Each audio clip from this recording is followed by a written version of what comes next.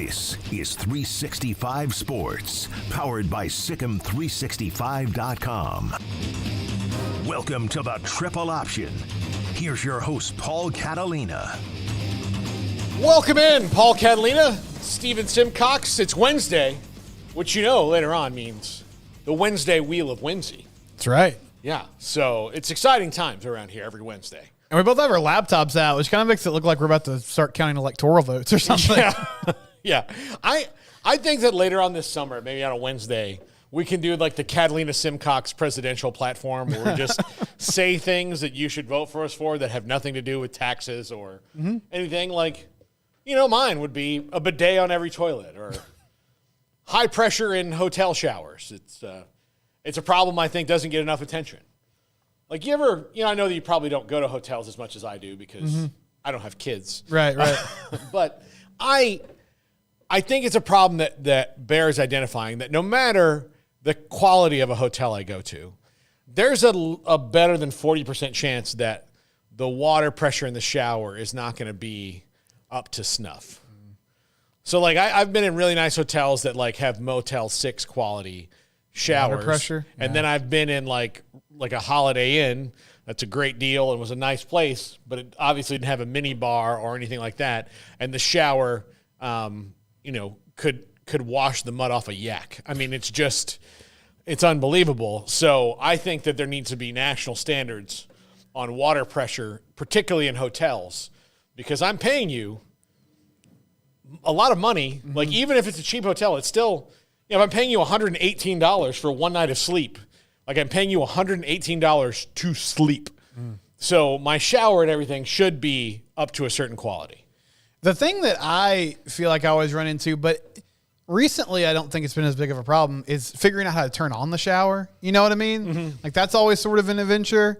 But maybe I'm just staying in nicer hotels now as I get older, or possibly I'm smarter. I'm not sure. But I think there's an overlap here in that I would also bring up that microwaves all have to have a standard operating system. Sort. Yeah. Because I don't know if I've ever had two microwaves that work the same way. No, that's a good point. And it does make you feel dumb because you're like, okay, does this one have like a popcorn button?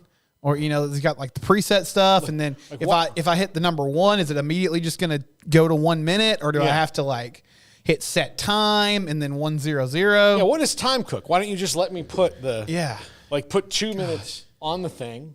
Our lives are so hard. It is. It's ridiculous. It's amazing. That would be our NFL draft inspiring story if we got picked and they're like trying to find an angle of like, what did you overcome to get here? And you're just like, man, multiple microwave situations. Yeah, just the one at my house and the one at the school and the one at my office are all different. And I figured it out, so. Moved into a new house, didn't know what time to set my pizza rolls at.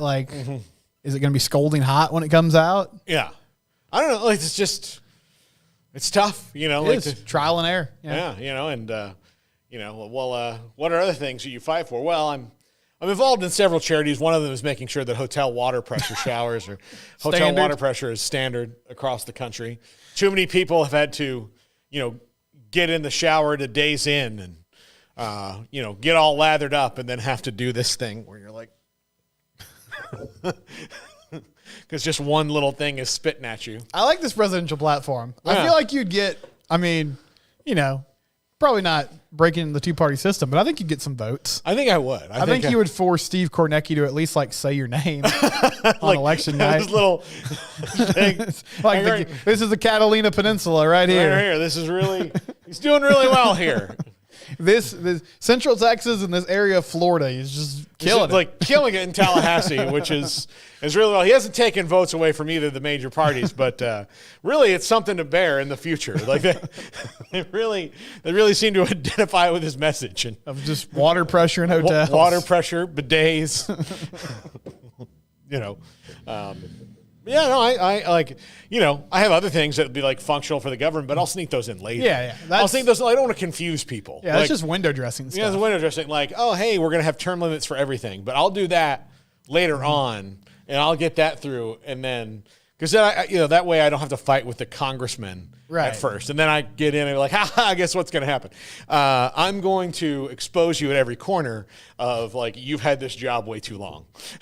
So like, wait, we thought you were just the water pressure guy. No. Water pressure, that's done. That was day one. That's first 100 days stuff. Yeah, that's executive order. Knock it out. Boom. Like, this is like, we're going to get constitutional amendments done. That's Take what we're a picture with a bunch of kids with dehydrated skin.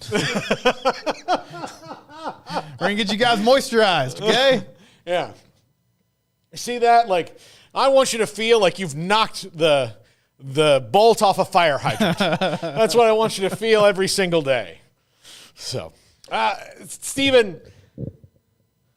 Oh, yeah.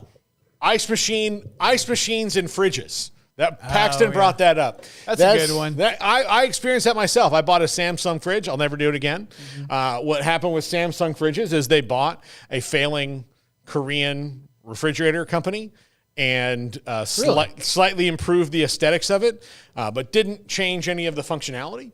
So my ice maker broke a couple years ago, and I used a gift certificate we got for the wedding to buy a fantastic GE Opal ice maker. But Wait, was Samsung the one that you could get the Pac-12 network on the smart fridge? Yeah, I think so. Yes, it was. Yeah, like they couldn't get DirecTV, but they got Samsung refrigerators. That was a great day in college sports history. You think Larry Scott was like, "Hey, guys, for the 10 seconds that you're getting a snack, you can watch Pac-12 sports." Somebody was watching like Carl Durrell's Colorado team against Cal on the Pac-12 network on their Samsung fridge. This is the beginning of the end. Yeah. You're just going to stand at the fridge and look. All right.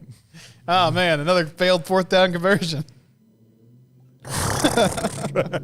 No, that was terrible. Yeah, I think so. Yeah, I'd be on that. Yes, absolutely. Absolutely, Paxton. And then going back to hotels, like I would love to have, I mean, it would never happen, but I'd like to have ice machines inside the room. Because you got to wander around. You're never sure, like, which part of the floor it's on. Well, I've been at ones where, like, it's on every other floor. Yeah. So, do you know what it's like to have to, like, get yourself together just because you want some cold water in the middle of the night and then go to another floor? And apparently nobody's made a new ice machine since, like, 1970 because they all just look like your buddy's, like, garage fridge. Yeah. It's just really old and there's, like, mold around it. Yeah.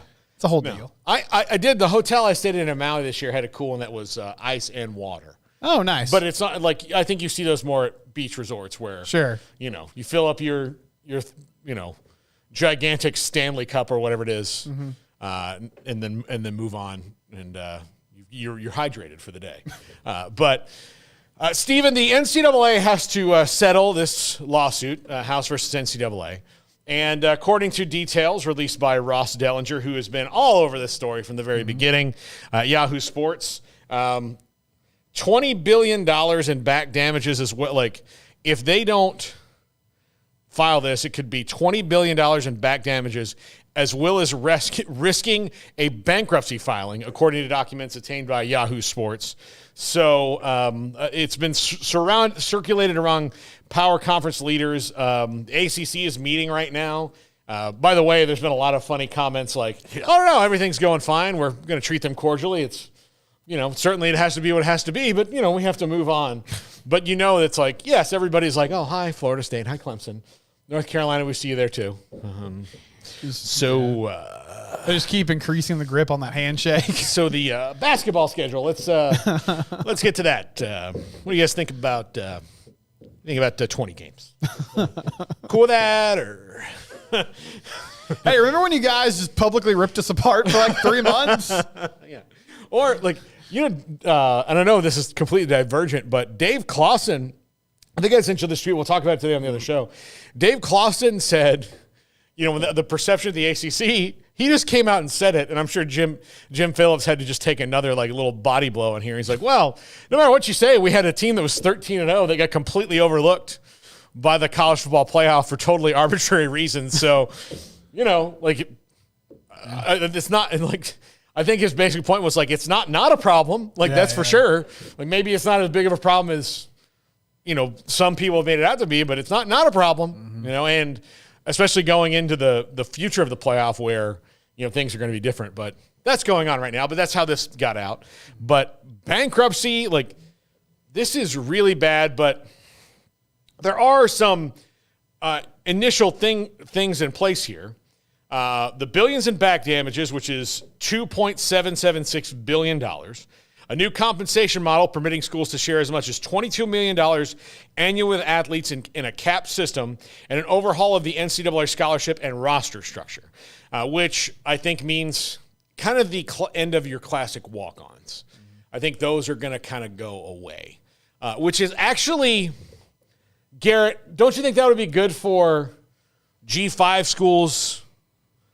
Because they're like, if you get rid of like the preferred walk-ons and things like that, then those guys who are going to be the third-string quarterback at Texas Tech are now going to be the first-string quarterback at James Madison. No, I mean, I think it's a good point. I think it's also could help balance the roster flip when so many of these smaller schools are getting raided, and you're having to scramble and find guys. No, I think that's good. It sucks because it still feels like this is hindering recruiting and guys coming out of high school. If you take away the walk-on, that's still another thing for where somebody might not have an opportunity. But at the same time, like, you got to be realistic about your situation. So I think it would benefit more people being able to go down and play at a level that they can compete at at the end of the day. Yeah, and I think that right now, especially with having to pay for a roster and do this revenue sharing, how often do you get to the 85th player on the roster in a season? Not very often. No. You probably – I could see football cutting as much as 10 scholarships. You don't need 85. I think if you kept it at 75, especially given the churn that goes on in the portal, I think that would be something that's probably the sustainable number. No, I think so too. It might also help, with all the portal entries, we've seen a decrease in high school recruiting to a certain extent as well. But Paul, I mean, with the cap, do you think the most logical thing would be schools just kind of pay everyone the same? Like every player the same amount, and then anything extra is just kind of done through NIL, or how do you think they'll work that? Well, Mac Rhodes was on the show yesterday. We spent a good long while with him. And one of the things he said is, like, that's the question is, like, how do you take this $22 million that you'll have to distribute in the revenue sharing every year and distribute it amongst the athletes? Like, how does Title IX work within that? How do you make sure that you don't get sued because of this? Because football subsidizes everybody else. Right. The NCAA basketball tournament subsidizes everybody else. Women's basketball is just now starting to look like it could be a profitable enterprise. Just now. And so every other sport, men's sports and women's sports, are subsidized by that. But there's going to be some people who are like, well, it's not my fault nobody watches softball on TV. Because it's not. It's not the softball player's fault that, their numbers are minuscule compared to football. So there's got to be, some sort of thing that works out. But and then NIL collectives can be specifically for tangible name, image, and likeness, where, yes, you're going to get a portion of that revenue share and you're going to get a base salary, which I think makes a whole lot of sense because most college athletes are not worth more than that. Like, whatever the base salary is, and it should be competitive in the market and reasonable and, like, I guess I would say a living wage, right? Something that – isn't, ridiculous because of a stipend that's not going to make it much of a difference. Yeah, it should be competitive, but there are plenty of guys who are not worth the hundreds of thousands to millions of dollars they're getting. Right. To just come and be at a place. And even some guys that might be considered worth it. I mean, you're worth what the market will pay. Like, okay, so for Great Osabor, who just went to Washington, he's getting $2 million. Well, I'm looking at it as if I'm a Washington fan, and again, if I'm not a person who gave this money, but if I'm a person who's giving them money, I'm like, okay, if we're going to pay $2 million for a guy, this guy better help our team in the 1 year he's going to be here. Win a national title. Or get close. Like, be Final Four or something like that. Washington should be in the conversation. We should be playing on this. Like, this is second weekend, no doubt money. No doubt second weekend money, and then after that, you kind of have to, I think mostly regional people are like, well, come what may. Because the second weekend is, like, it's hard. It's really hard to do. But you're a Sweet 16 team if we're giving players $2 million. And I don't think that's unreasonable. I don't think most coaches would think that's unreasonable. I think most coaches set that as their first goal. It should be. Let's get to the second weekend of the tournament, and then let's see what happens after that. And then when you have a team that you know is really good, you say, okay, at the second week of the tournament, this is where we show why we're doing this. But those things are going to have to be, and I do think this is part of the market correction that we're seeing. Because I think we're seeing less big names in the portal because roster retention is better now. You're still going to see them. They're still going to be out there. But we didn't see a lot of, I'll just call it the Justin Fields effect of Justin Fields went from a behemoth to a behemoth. And he was already going to be the starter at Georgia. Right. Like that was already going to happen, but because of something that happened there and he was unhappy, he transferred to Ohio State. And that's before even the transfer rules were as liberal as they are now. He still had to get a waiver because he was like, hey, well, I was on the sideline, a frat boy yelled, insults at me the entire time, and Georgia didn't do anything about it. So, yeah. But all of that being said, this is, I think, good news in that it's forcing them into really reconsidering the model and how they make it work. Mm-hmm. I know there's a lot of people who question the validity, like the value of NASA for as long as NASA's been around. I remember Butch Henry, who used to work with us, like, I don't know where we got to go to the damn moon again, So, but good point, Butch. All right. But the thing was that I think a lot of people don't realize about NASA was that what came out of NASA was microwaves that we all don't know how to work unless they're the one in our house. But a lot of things came out of that. Like things that we use in regular life were built because they had to figure out how do we get men on the moon back without killing them. Mm-hmm. Like how can they be healthy and come back and not be like all of that. And so there are so many things that were developed out of the space program in the 60s because getting to the moon was just the first step. And then out of that, they're like, oh, well, there's a commercial use for a microwave. Like people don't have to, mm-hmm. wait as long to cook their food. And, right. All of those different things that came out of the space program. I think this has the opportunity to be the NCAA's, or I'm not going to say NCAA because I do believe it will cease to exist. But this is college sports moon. Like, here is the situation that we've put you in, and here is what you need. Like, you need to find a way to get back healthy. Right. So you got to go to the moon and come back. Here's the parameters that you have to fit in, and then let's get your best minds on it and figure this out. Let's not fight about it. Like, let's have real discussion about moving this forward and not just in an academic sense. It can spur innovation, which would be really good. I think the great Osabor example is a good one because that's a really a classic case of is that guy a good player? Yeah. And I watched him at Utah State. I think he should kick some money to TCU because I think they kind of helped him get there with the performance against the Frogs in the first round. Let's remember the people that helped you, Greg. But he's a really good player. I think he can be the centerpiece of a roster. As you said, Paul, though, I don't see him as a guy that just okay, he's on Washington. That's automatically a top 16 team. But the market demanded that he get paid really well because he was available and he was one of the best guys available. And so if you can somehow funnel this to a place where there's a market correction of, okay, the best guys are going to get taken care of. And I think we're already sort of seeing that, as you talked about. We see at the G5 level, but honestly, all the doomsday stories about, Power 5 schools that might not be blue bloods just losing all their best players, that's not happening a ton. Now, it's happening sometimes. I mean, we saw with Louisville, they've had a pretty big exodus. But for the most part, teams and colleges have been able to kind of figure out, okay, we can find ways to keep these guys here. Mm-hmm. It's really more about acquiring new talent, I think, where you're seeing the big gap with spending, and hopefully putting a cap on it could qualm that to a certain extent as well. Yeah, I do. I think there is, you'll balance it out. Now, the G5 is still, there's probably nothing that they can do to not be fix that, the grocery store for the Power 5. Mm-hmm. That's honestly, especially if you are kind of at your wit's end, I've got this running back who's a true freshman, but he's got to put 25 pounds on. We can probably have some stuff for him, but I just need a guy who can really, who can pass block, who can be in the offense, who's good and functional and might be ready for this level. And then you go you know what? The Miami Bobcats had a hell of a guy. Yeah. Or the Miami, no, The the Ohio Ohio Bobcats. The Ohio Bobcats had a hell of a guy.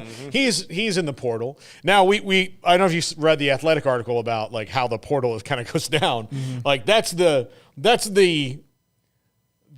shit. Like now that like a lot of the shady parts have been made legal, the one shady part that was always going on is made that much worse, which is, Hey Garrett, you know Emery, right? Yeah. You played high school ball with Emery, right? I'll slide into his DMs real quick. Why don't you slide into his DMs and tell him that if he happened to go in the portal, yeah, I think this would be a good place for him. Yeah. I think there'd be some interest. You know, if he's tired of playing in the cold and the snow, yeah. You know, like you should tell him. Here's the thing. I'm not saying that like you should get him here. What I'm saying is that you should call him up and tell him how warm it is in Miami.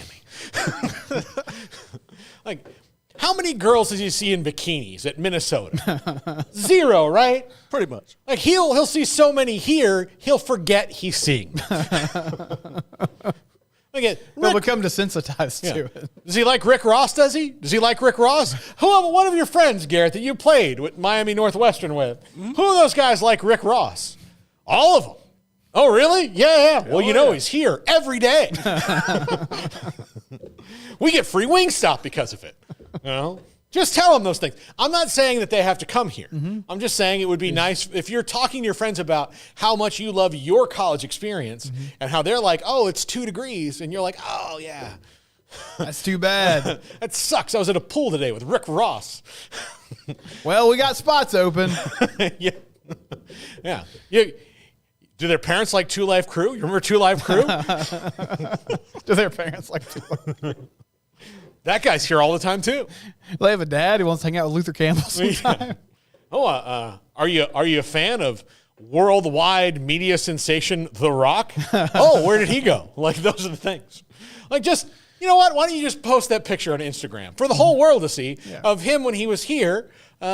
Looking right at you, even though like he didn't really meet you, like you were like looking at each other while he was giving his talk about how awesome it is to be The Rock. You just put that picture on Instagram, and then you tell me. I just want to know which of your friends like it, and don't tell me about the ones who aren't football players. Those people don't matter to me. Don't matter. No. But like if Emery, if Emery likes it, then Garrett, you tell me. We're working with something. You screen grab it to me, and then we'll start from there. If there happens to be an outside linebacker that likes it, yeah, you could rush the passer. Oh, you were at camp together, huh? Where you room together? What do you know? Small world. We knew that. So, yeah, that's been the shadiest thing in the world. And I don't know how you stop. Like it didn't stop before. You can't stop it. I mean, there's no real way to police it. There's no way. Like, I don't know. It's going to happen. Other than like coaches can't like Instagram posts anymore, which is a really easy thing to get around. Yeah. There's just too much communication now. Well, and really, I mean, I think coaches get the vibe of who's leaving and who's not. And it's more just about like shrewdly identifying like, okay, that's a lost cause. I'm not going to spend a ton of time and energy. Like they're here, they can play for us, but as soon as the year's over, they're probably gone. If I can convince this other guy to stay, then, we're going to be okay. That's going to be a better use of my time. That's sort of the big question for coaches with roster management moving forward. Mm-hmm. Absolutely. All right. Let's take a break here because we need plenty of time for the wheel today. All right. We're doing over-unders, right, Stephen? Over-under win totals, yeah. In the Big 12, right? Just anywhere. Just anywhere. Okay, because we have 12 spots on the wheel. Mm-hmm. So, I mean, we can't really do a full any conference inside the wheel. So there would be a culling of the herd no matter what. Mm-hmm. So overall, throughout the country, it'll be nice because I'll actually get to see Emery's face because every time I look over at the wheel, he's sitting behind it like he's been blocked out from my angle, like he's on a news report exposing a pharmaceutical company for dumping opioids in the water. Face is blurred out, yeah. I saw them do it on distorted voice. Yeah. It was on May 13th.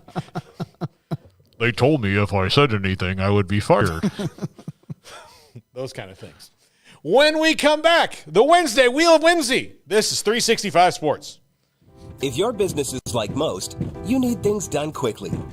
But if you're still tying your critical applications together on multiple shared public networks, you've probably been feeling the slowdown. And that's no good for business. A private UPN fiber network can get you and your business moving at the speed of light. Whatever you need, we can build it. Internet, Metro Ethernet, Waves, dark fiber. We deliver custom private networks and are focused on business customers only. Our next generation 100% fiber optic infrastructure offers you low latency and ultra scalable bandwidth with speeds up to 100 gigabit to run your critical applications. Your connection won't be limiting your performance anymore. It's diverse and scalable, so it can grow and change as your business grows and changes. And with a secure carrier-grade private network, you'll have all the reliability you need. Contact UPN today to learn more. Fast just got faster.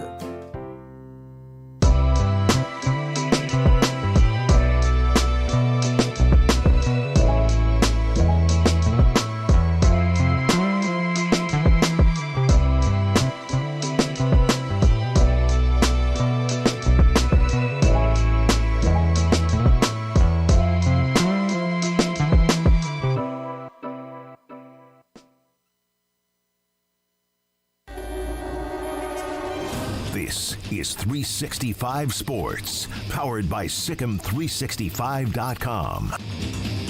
Welcome to the Triple Option. Here's your host, Paul Catalina. Welcome into the Wednesday Wheel of Whimsy. Paul Catalina, Stephen Simcox, Jack, Garrett, and Emery are all here as well. I can see Emery's beautiful face. Sans mustache. He's gone sans mustache now for a few months. And I think it's because he has a lady friend in his life. Is Emery wearing an Oklahoma City Thunder shirt today? Yes, he is. Oh, You want to go? You want to go get in a scrap with him? Oh my gosh! Big Thunder guy. Yeah, he's from Oklahoma. I feel like Everybody's got a flaw. I feel like the Mavs blew that series the other night. So I'm kind of in that stage of sports fandom where I'm just very pessimistic. Yeah. They had a chance to go up 3-1. The Thunder shot the ball horribly, but Luka and Kyrie were terrible.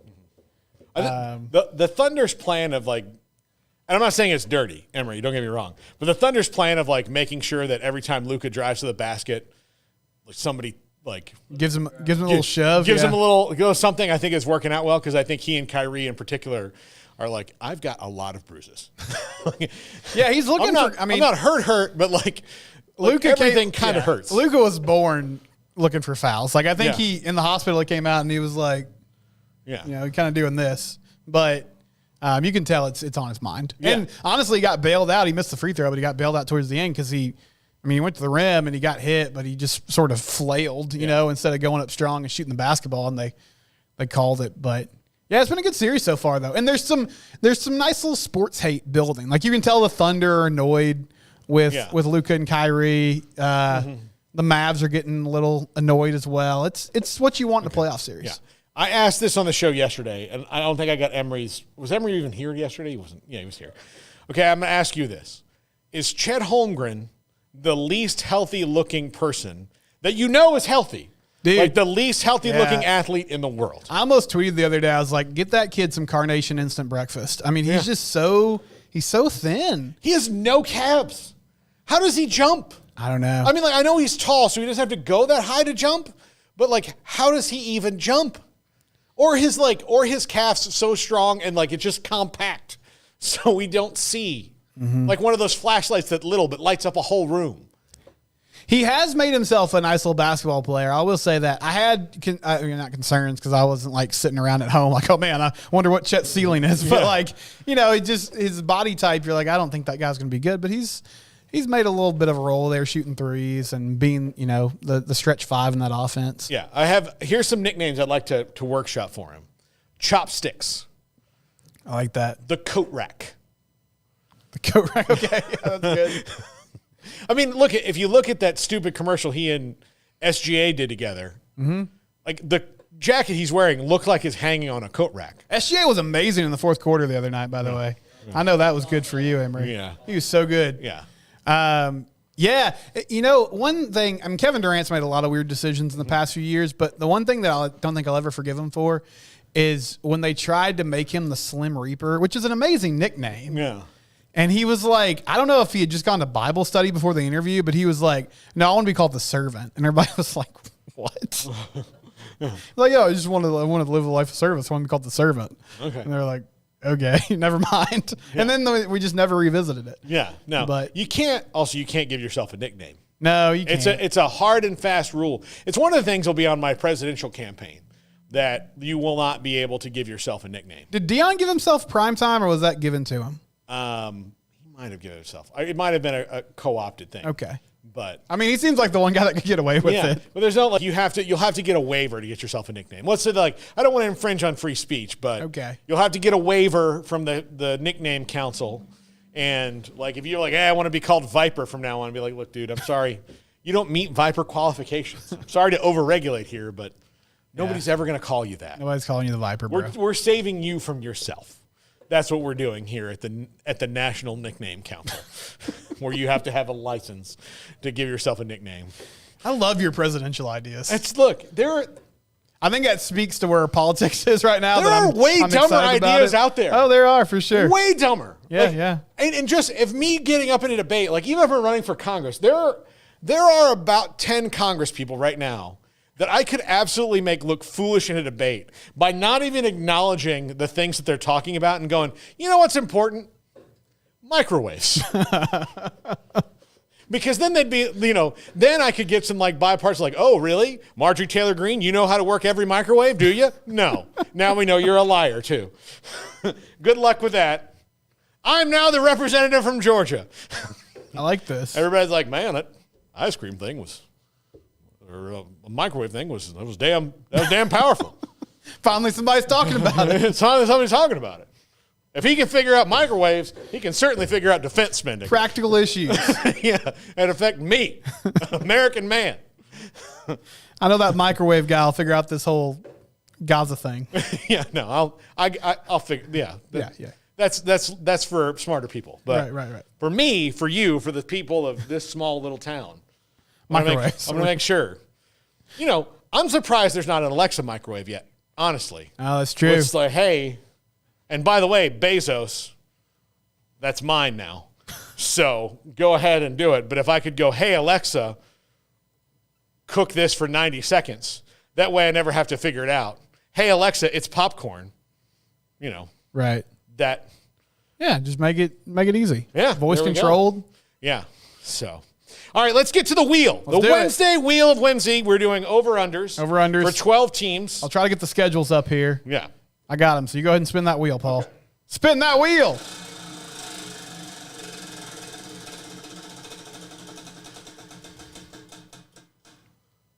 Utah at 9.5. Utah at 9.5. Okay, here's Utah. I'll run through this quickly. Southern Utah. Okay. Baylor. Okay. Utah State. Oklahoma State. Okay. Arizona. Okay. Arizona State. Okay. TCU. Okay. Houston. Okay. BYU. Colorado. Iowa State. UCF. That would be 10-2 at the over, which let me see. Oklahoma State's a potential loss. I mean, Baylor is obviously a potential loss for them, but that's at home. Yeah. Road games at Oklahoma State. They're at Arizona State, at Houston, at Colorado, at UCF. I'm going to say over on Utah. Okay. I'm going to say over at 10-2. Although I'm not completely sold, and I said this, Wet Blanket, it hates me because I said I was going to bang the under. Is Oklahoma State on here? They are, yeah. They are? Okay, we'll talk about them later, but when we get to them on the wheel. But I just, like the seventh-year quarterback thing, I'm not all that enthusiastic about because if you were good enough, you wouldn't be a seventh-year quarterback generally. And teams aren't winning national titles with, Stetson Bennett, I'm sorry. But, that's kind of a different thing because he was surrounded by the friggin' Avengers. Yeah. So I'm not nuts about it. Like, I know this is more of a, working theory as opposed to something that I have, tangible evidence of researching through. But Cam Rising not playing all year last year and the severity of his knee injury and essentially being out for over a year, between snaps is going to be 18 months. I'm not nuts about that, even though I know how good Cam Rising can be. I just don't know. Part of his game was his mobility and toughness and his ability to, stick his nose in and get dirty, which is why he fits Kyle Whittingham and, being the most grizzled human being on planet Earth. So well. I honestly think that, when he goes to IHOP, they're like, what kind of syrup do you want in your pancakes? Syrup's for losers. Just give me the plain pancake, baby. I don't even want butter. Just put some sawdust on the side. You want your coffee black? Yes. Black coffee, 207 degrees. The only way it should be drank. Hot as it can be. Well, sir, that'll burn your throat. Not mine. I've seen some things, man. So, how do you want your eggs? Raw. In a cup like Rocky. Straight from the chicken. I don't need fire to tell me I'm a man. So that part of it worries me about Cam Rising. I'm excited. I hope Cam Rising plays really well because he was one of my favorite players to watch. That year, the last year they won the Pac-12, where he was it did not matter the situation, who the other quarterback was. I mean, Caleb Williams knows, Cam Rising will stick his nose in it and get it done. Yeah. The game where he got hurt, the Rose Bowl, right? That game, he was the reason he got hurt is because he was being Cam Rising. So I'll say over because I'm betting on Cam Rising, but I don't feel totally confident in that. Utah people are really confident. I mean, I get it. Like if that program, it feels like the type of place where the floor is always going to be really high just because they play good football, they take care of their business, they're physical. That is an interesting angle about Cam, though. I haven't really thought about, the fact that he's been in college for so long because he's got some limitations and the idea of him coming off injury. What's that going to look like? But man, yeah, I could see. I'm going to go under just because I think it's tough to. Even though it's not like a jump as far as style of football or jump as far as they're not going from the group of 5 to Power 5, obviously, but I still think there's an adjustment in moving conferences. I don't think it's going to be as seamless as everybody makes it out to be. My only other Cam Rising take is that he looks like a Christian camp counselor. Oh yeah, very much so. I mean, I don't have a picture of him, but just look it up and you'll be like, no, he very much does. That guy, and that has nothing to do with his personality. But he looks like the cool one that you go to after the over enthusiastic guy. Yes. Right? Is like, hey guys, we're gonna do some macaroni art and learn about Ephesians. And you're like, Yeah, Cam Rising looks real chill. And this guy's like, hey, we're gonna go white water rafting, and after that, I'm gonna have a really good talk about my testimony. You're like, you know what? I want to hear that. I want to hear that. He looks like he's always got a hacky sack in his pocket, just in case. Hey man, you feel down? You know who helps me feel good? Hey, Jesus Christo, my buddy. Let's hacky sack it up. Yeah. You know what? Do unto others, man. All right. That's my really intelligent Cam Rising take. Okay, Paul. Back to the wheel. All right. Spin it again. Oh, man. The wheel wants us to talk Utah over-unders. We're not done. All right, let's go Colorado at 5.5. Oh, yes. I hope we would get this one. Colorado at 5.5. Oh, we're going to finish the wheel. We're going to finish the wheel. They open with North Dakota State, Paul, at Nebraska, at Colorado State, Baylor at home, at UCF, K-State at home, at Arizona, Cincinnati at home, at Texas Tech, Utah at home, at Kansas and Arrowhead Stadium, Oklahoma State, and Boulder to finish the regular season. I'm going to say over, but just over. Okay. I think this is a 6-6 roster. I think that while I'm a big fan of Shedeur Sanders, I do buy a little bit of Garrett's rhetoric on him that he's got to prove a little bit more. Too much, man. There's too much going on with Shedeur. Make your album after you're out of college. That's a professional sports thing to do. But he is a chip off the old block. I know that most people don't remember Must Be the Money by Deion Sanders that dropped in 1995, but I do. Oh, I do. It was a thing that happened in the world, and I had to watch him sing it in his SNL monologue. So that's a thing that happened. We like to pretend that it didn't in the world of Deion, but it did. You can't pretend it didn't. Look, everybody sharts in the elevator sometimes. So. Yeah, my grandma used to say that. Just a little piece of advice that she gave. Yeah, I'll say over too. I think they make a bowl game. I just feel like there's too much skill talent there. And they have refreshed the roster pretty well. Yeah, They've upgraded their talent. So. I mean, I think the O-line's still going to be a work in progress, but they did make an effort to. But they're better than the other guys who were turnstiles. Yes, they upgraded there. I will say, the most important game might be North Dakota State because I think that's legitimately decent team. Well, here's what's going to happen is that Colorado is going to be Deion Colorado. Yes. And like they have their thing. And North Dakota State is just lunch pail. So those things. And the thing is that's a good prep for how it's probably going to go against Nebraska the next week. Again, they didn't of all the games they won last year, they ran away with that in the second half because Nebraska had a functional disability to score. Like they just couldn't do it. And even on a team that couldn't stop people, they just could not score. But I do think Nebraska in year 2 of Matt Rule, I mean, we've seen it. They're going to get a win you don't expect them early on. And then later in the season, when it comes time to make sure that they're hitting their goals of let's be better than we were a year ago, that's when they're going to be really dangerous. Especially if Dylan Raiola is really as good as everybody thinks he is, and I trust that he is.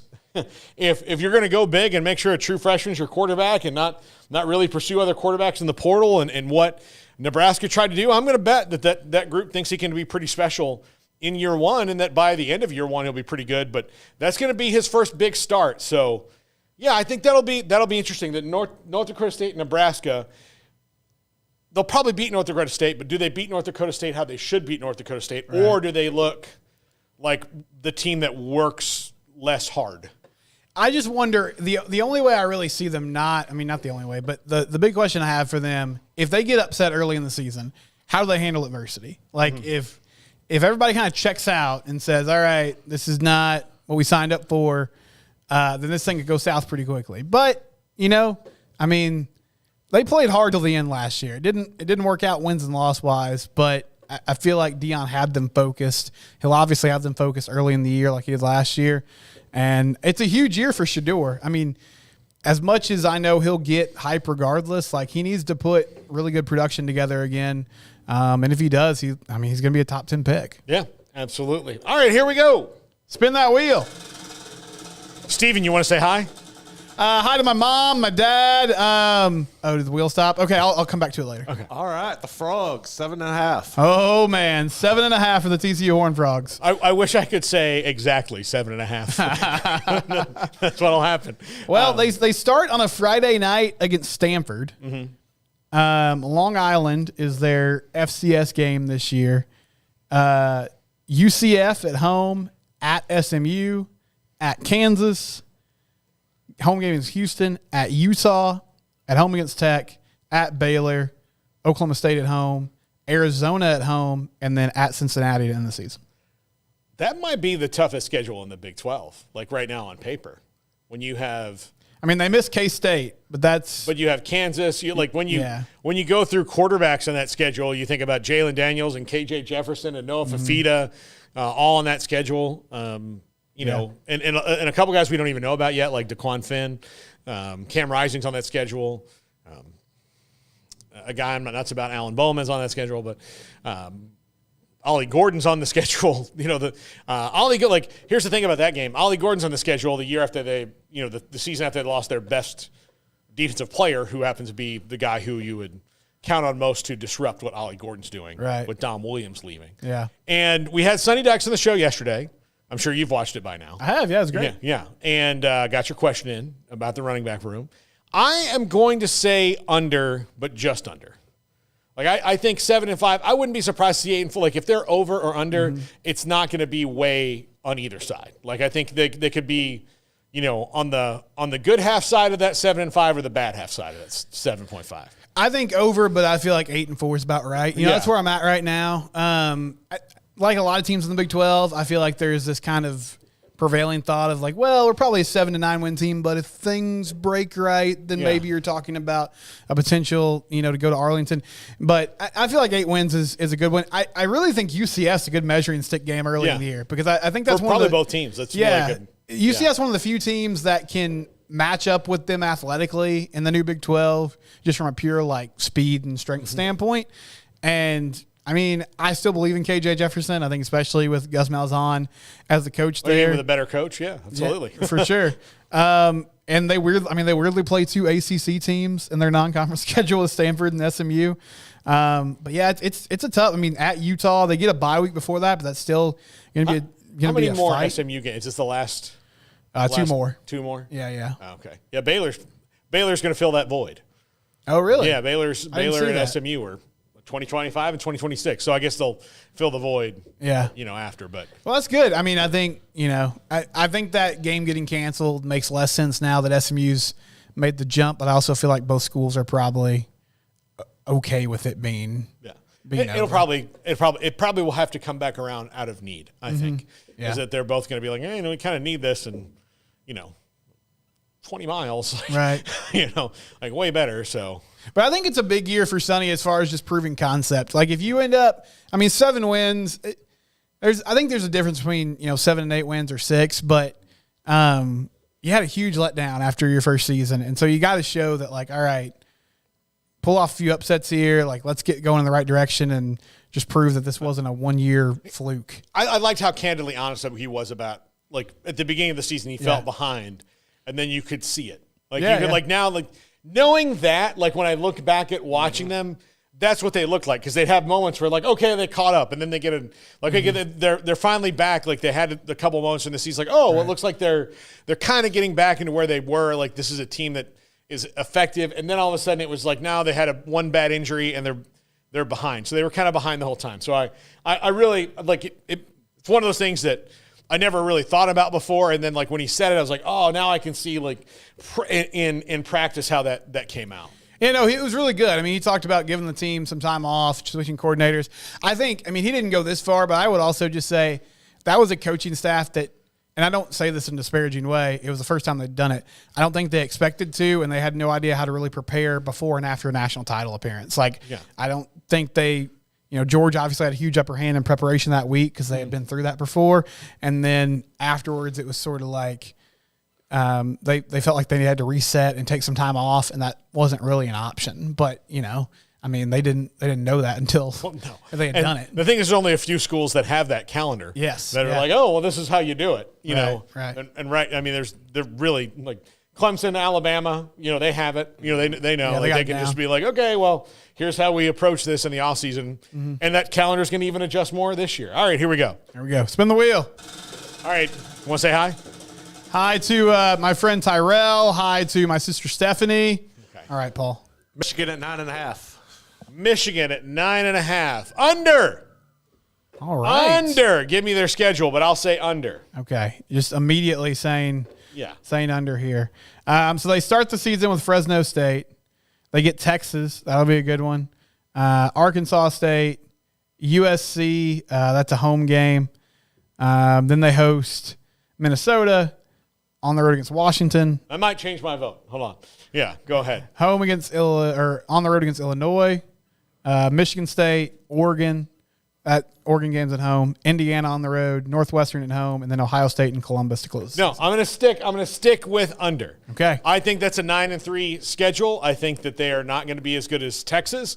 I think they're not going to be as good as Oregon, and I think this is the year that Ryan Day it better be gets the monkey off his back. I think that's going to given what they've done, Caleb Downs alone should have made the difference. The quarterback change too. Quinshon Judkins, getting all the players back that they did. They really only lost a couple of early entrants, underclassmen to the draft. So Michigan just has this whole new roster. We don't really know who the quarterback's going to be. Donovan Edwards is good.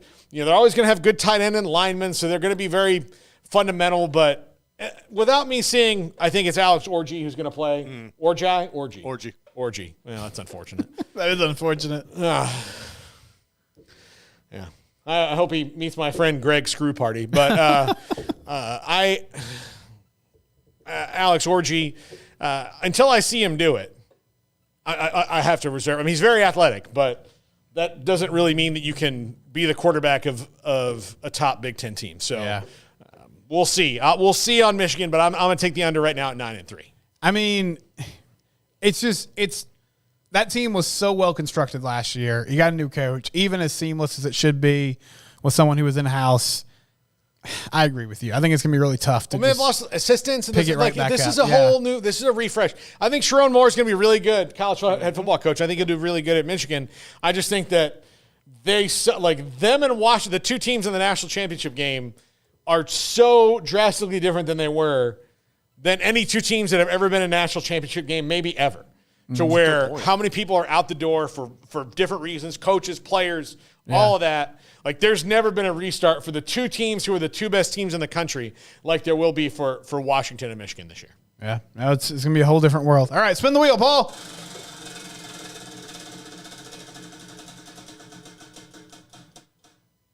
Spin it again. Utah keeps coming up. Man. Wants me to make more Kyle Whittingham jokes.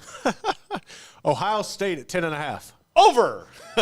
Okay. Over. Give me their schedule, but I'm saying over. And Ryan Day is watching going, yeah, it's going to be over. Kind of coincides with, if you're going under on Michigan, then it kind of means you're going over on Ohio State.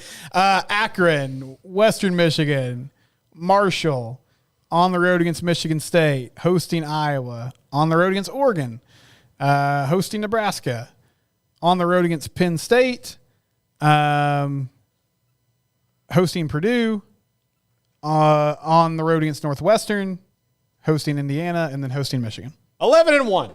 11-1 or better. Over. Over, over, over. They're going to go over 10.5. I have it's not even something I need to go into detail on. They have the best constructed roster in the country right now. Top to bottom, the best constructed roster. Their roster is better top to bottom than even Georgia right now, although it's close. Like, Georgia and Ohio State, Texas and Oregon to me are the teams with, top to bottom, you have the best rosters in the country right now. After that, it is questions like Alabama and Missouri and LSU and Florida State and Clemson and Miami. It looks like you have good rosters, but we don't know. We don't know. So, no, I would say over as well. I think this is the year for them, and I really like the Chip Kelly edition. And it just sort of fell in their lap. But I think that's going to be such a huge upgrade from an offensive play calling perspective and creativity perspective. That's going to make a big difference with the type of players they have. Yeah, absolutely. Here we go. Are we going to get Utah again? Spin again. Was it Utah? No, Ohio State. I was just trying to make. They're like, are you sure? Spin again, Ohio State. Wow. Oh. I knocked the pen off. There we go. That was a showcase showdown type of Yeah, spin. it was. We got Kansas State 8.5. Over. I'm pretty confident even before you say it that they can go 9-3. UT Martin. Whoa. Stop the presses. I didn't know UT Martin was on the schedule. Road game against Tulane. That's interesting. Yeah. Hosting Arizona. BYU on the road. Hosting Oklahoma State. Colorado on the road. On the road against West Virginia. Hosting Kansas. On the road against Houston. Hosting Arizona State. Hosting Cincinnati. And then at Ames, Iowa to close the season. That's going to be tough. That's a tough schedule. That's absolutely a tough schedule. That's the Farmageddon that's here on American soil before they take that to Ireland, which honestly, Ireland's full of farms. I know their fans are going to be kind of pissed about that, but if you're going to find some teams that identify with a culture. Yeah, you're definitely going to fit in. The place that was wiped out by a potato famine, I think that place might identify with you culturally. A little bit. So, by the way, come for the football. Stay for the historical potato famine humor. That's right. What other podcasts are telling jokes about the Irish potato famine? None. Yeah, I'll go over. If it was 9.5, I would go under because I think there's some tricky road games here. Not necessarily teams we think that are going to be great, but traveling to BYU, traveling to West Virginia, Colorado might be kind of tough too. But even with the shuffling of the offensive line, I just think Avery Johnson's going to make a huge difference. You tell me that's a 9-3 schedule for them. Yeah. I think, yes, Cooper Beebe, KT Leviston, those guys, one other guy gone, but they kind of do that well. They do offensive line well with Chris Kleiman. So yeah, I'll this is a 9-3 team. Yeah. Maybe better. I think in my opinion, one of the participants in the Big 12 championship game is going to be from the Sunflower State. So yeah, I would agree with that. And I think it's going to. I guess we'll just have to see about Jalen Daniels' health. That's the big. Yeah, that's the big question with KU. Honestly, if Jalen Daniels is not healthy, I think that swings it to Avery Johnson and Kansas State. Right. If Jalen Daniels is healthy, then we'll see. We'll see what happens. All right, spin that wheel, Paul.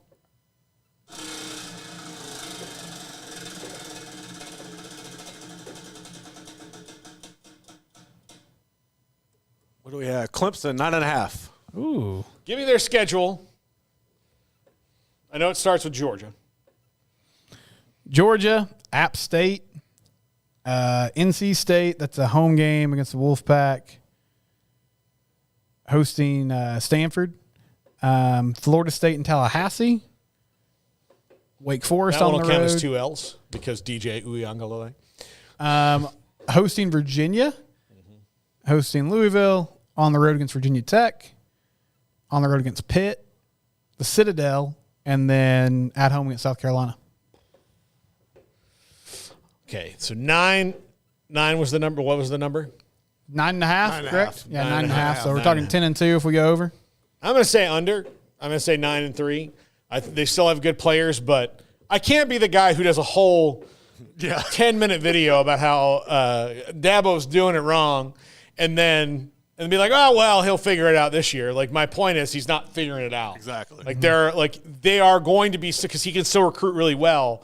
But if he continues not, like, filling in with transfers where the benefit, I think one of the things he doesn't see is, like, all right, so if you go get a couple of transfers at a position to buffer you before that true freshman, then, like, okay, your left guard gets hurt, and then the guy who comes in is a redshirt junior who's played a lot of college football before, as opposed to this kid who's still got baby fat, and is inexperienced. But you're like, oh, he was great, at Columbia High School. And you're like, yeah, well, it's a different level. I know you're a really good coach. Like, we all know that, Dabo. You don't have to keep telling us.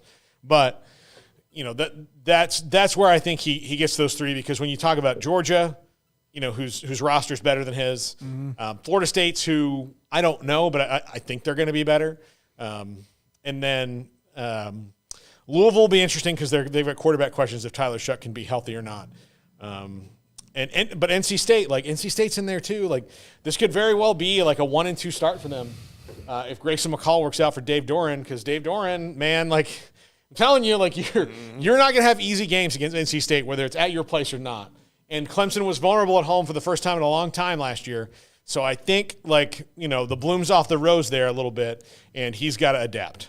Yeah, I'll go under 2. I think there's 2 games with Georgia and Florida State that feel like losses, and then there's too many coin flip games after that. Yeah.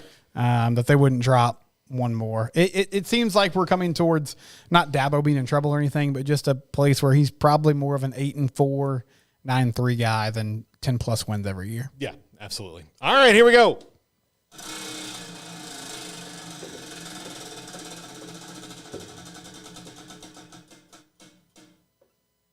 We have spin it again.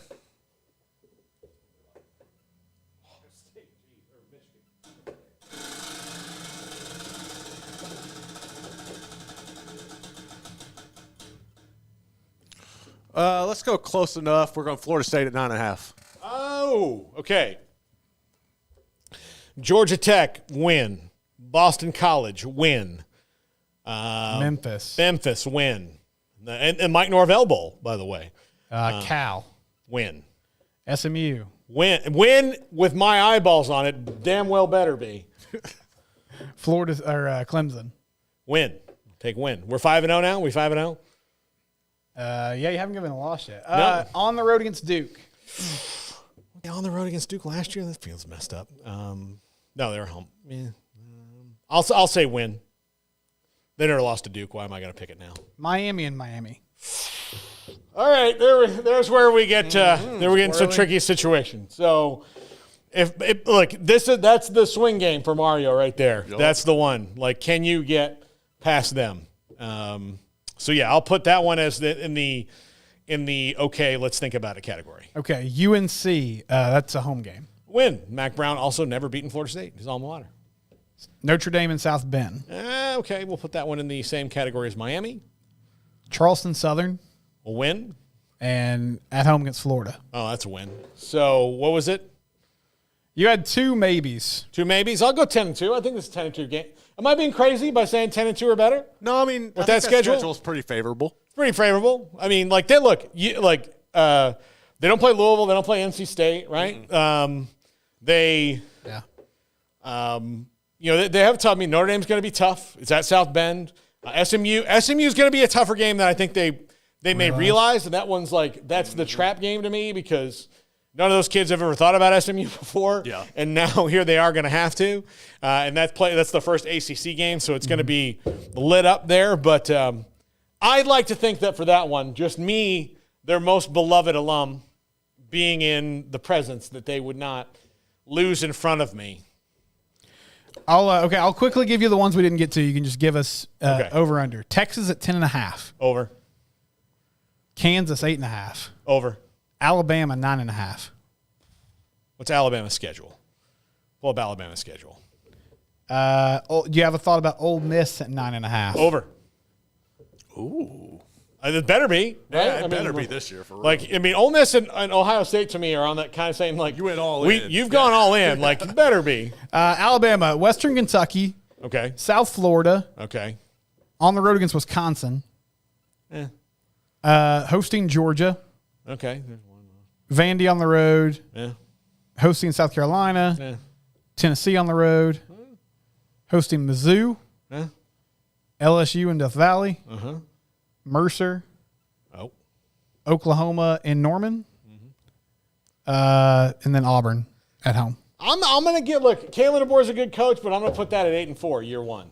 I think that's comfortable. I think that's fair, 8-4. honestly. They could very well exceed that and be holy cow. Yeah. But Jalen Milroe's a really fun player, but we'll see. I don't know, if the roster's been cleared out for the first time in a while, and while they kept the recruiting pretty status quo, they're losing a lot of the guys they lost. They didn't lose anybody outside of Isaiah Bond, really, and maybe one other guy that were oh damn, that sucks. Isaiah Bond going from Alabama to Texas is a pretty big swing there. But they lost a bunch of guys who were redshirt freshmen this year who would have been contending for starting positions. When you talk about replacing Kool-Aid McKinstry, those guys, Julian, all the guys that they lost are people that were, a lot of them are this was their time, and then you lose a guy like James Brockermeyer, I know who didn't work out for you, but he's back at TCU. So all these things that you were able to kind of cling on to before because Nick Saban is no longer a factor or over. So I think that's going to change things. Yeah. So. 8-4 seems right. I don't know how much pressure there'll be on him after that, but I think he's got a nice little. He's got a buffer at least. He's got a little buffer with the athletic department. Maybe the fans are going to have to readjust what they think is possible, and now that they're back in the human realm. Yeah. So back here in regular old Earth, just us with us schmoes. Yeah. I have a friend, Cameron Cole, who I've known since high school, and he's a huge Alabama fan. He texts me almost after every Alabama game, and I'm just waiting for the text of is this what your life is like all the time? Is this this is how you do these things? I don't know. I do think this season for Alabama fans will be like Freaky Friday, where oh, you don't get me, and then they switch bodies, and then they get back and now I've learned a true lesson.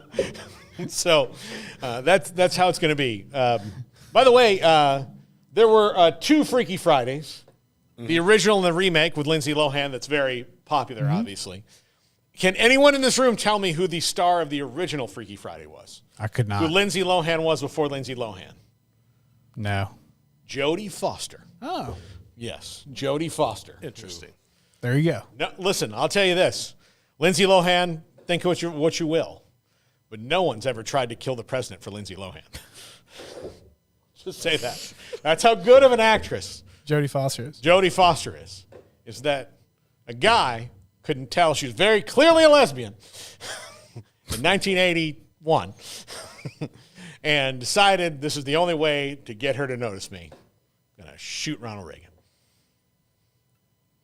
Really, really, really, it's a bad idea at any time to shoot anybody for arbitrary reasons and they're about to kill me. But that one is, if you put him in the room with the other presidential assassins, they'd be like, I don't know, man. Not really seeing the vision here, man. Really, man, you know, I was an anarchist, and you know, like we were fighting a civil war, and you know, like you know, I was just a crazy guy who went to Russia. Like, what are you like? Oh, I really like those Disney movies she was in.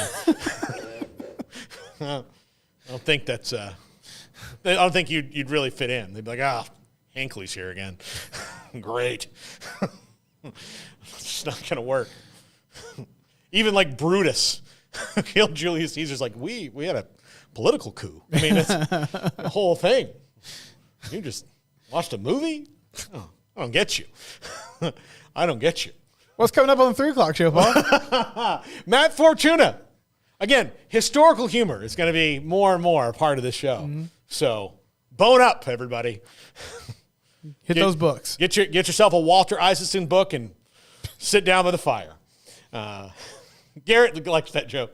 Yes. He knows. He gets it. Some people won't get it. Yeah. Garrett's tracking. Yeah. Just if you don't, Walter Isaacson is a very famous historian. Yes. Does great biographies. Pretty legit. But no, we've got Matt Fortuna from The Athletic. We have Ryan Andrade from RotoWire. And we have David Kay, new general manager at Baylor, who's been at Baylor a long time, but now he's in charge of NIL and running that department. So we'll have him here in studio at 5 o'clock. That is all coming up today, plus my top 5. And Smokey has a really interesting interview with the golf pro over at Ridgewood about the PGA. So if you like golf, today's a good show for you. And we've got that. And then Craig and I will go through the settlement. And then also some of the, you know, gritting through your teeth at the ACC meetings that's going on right now. Like, oh, hey guys. Oh, good. Look who's over there by the donuts. Just see like Boston College and Virginia Tech, like these guys. Who do they think they are? Georgia Tech, you seeing this? Took 2 donuts. You think there were 2 donuts? Come on. All right, that's going to do it for us, Stephen. I'll see you next Wednesday. By the way, just if you're watching now, we're off for the next 2 days after this, doing some spring cleaning here. And, of course, best of luck to Smokey, who has big surgery tomorrow. We'll be thinking about him all week long, but particularly all day tomorrow. This is the Triple Option on 365 Sports. If your business is like most, you need things done quickly. But if you're still tying your critical applications together on multiple shared public networks, you've probably been feeling the slowdown. And that's no good for business. A private UPN fiber network can get you and your business moving at the speed of